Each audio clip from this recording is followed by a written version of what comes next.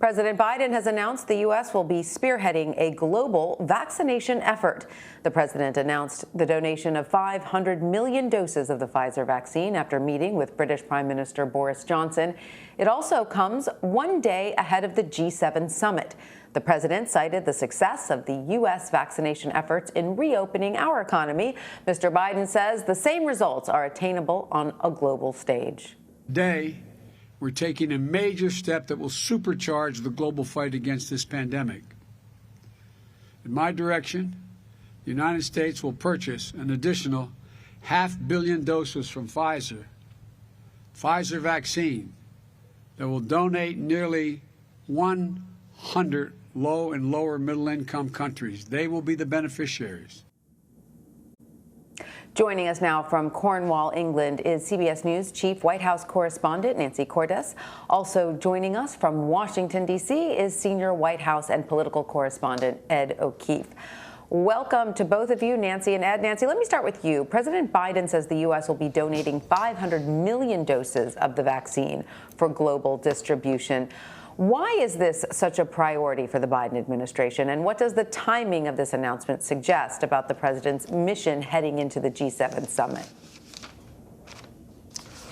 Well, President Biden argued just a few moments ago that this is about the safety of the American people, because, as he argued, as long as this virus exists anywhere, it can mutate and make it back to the U.S. So while nearly half of all Americans have been vaccinated, we're looking at far lower numbers around the world.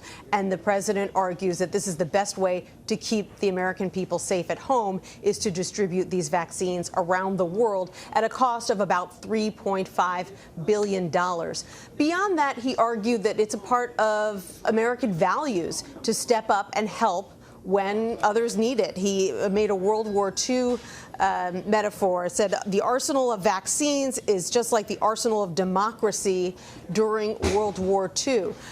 So sort of reclaiming that mantle of the world's policeman, sometimes the world's benefactor, and he argued that this all comes with no strings attached. The U.S. isn't asking for anything in return, but obviously this is sort of one of the biggest expressions of soft power possible on the world stage right now, especially because vaccines are in such short supply and even industrialized nations are looking for them. So, Ed, how is the Biden administration planning to achieve this goal? 500 million doses, which is, I guess we should be clear, enough to vaccinate half that number of people, because each person needs 2 doses. But how is the Biden administration planning to carry this out logistically? Well, it's, first it's paying Pfizer to start producing it, and then it's making sure that the COVAX program, which is what is going to be the main distributor of this, determines where it goes and how quickly it can get out there. The announcements that the White House has made is that much of this isn't going to be available, at least half of it now, until more than half of it, until next year. My question throughout all of this, I think, is, what do you do as the United States with this incredible ability to exert soft power to sort of hold back expectations in these countries of millions, if not billions, of people who are going to say, look, we can see what's going on in the United States, in other parts of the industrialized world, they're getting vaccinated and we're not, and we may have to wait a year.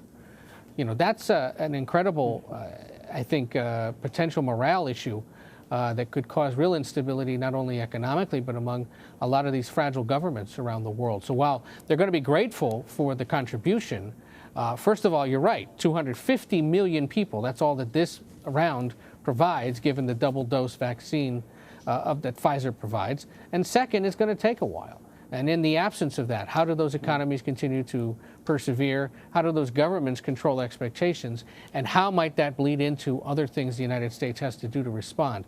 For example, earlier this week when I was in Guatemala with the Vice President, we spoke with Guatemalan officials and independent observers of the pandemic and the response down there, and they say, look, this country doesn't have enough freezer trucks to hold all the vaccine. It doesn't necessarily have a medical system that is well equipped to distribute it properly and to make sure that people know what it takes to get this. And currently, at least, there's no concern with demand, but there's certainly a real shortfall of supply. So I think a lot of things remain. Right. This is obviously a big announcement, and symbolic, and to be doing it at the G7 and sort of flexing American muscle by showing the other industrialized nations what we're able to do, that's great. But if it's going to take until next year, what happens between now and then? Right, and we've actually got to follow through. All right, so Nancy, what is the president's strategy heading into Friday's meetings? What seem to be the most pressing goals for the Biden administration right now?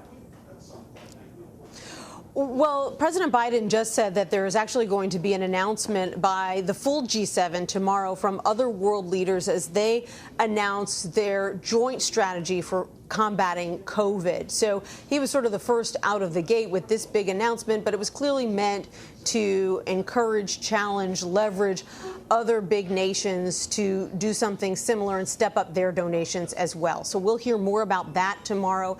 And these world leaders kick off 3 days of meetings here. They'll be talking about everything from COVID response to financing infrastructure in developing nations to how to retain a diplomatic presence in Afghanistan as troops begin to come out of that nation. They're going to talk about Russia and what to do about Russia's continued threats to Ukraine and sovereignty in Crimea as well.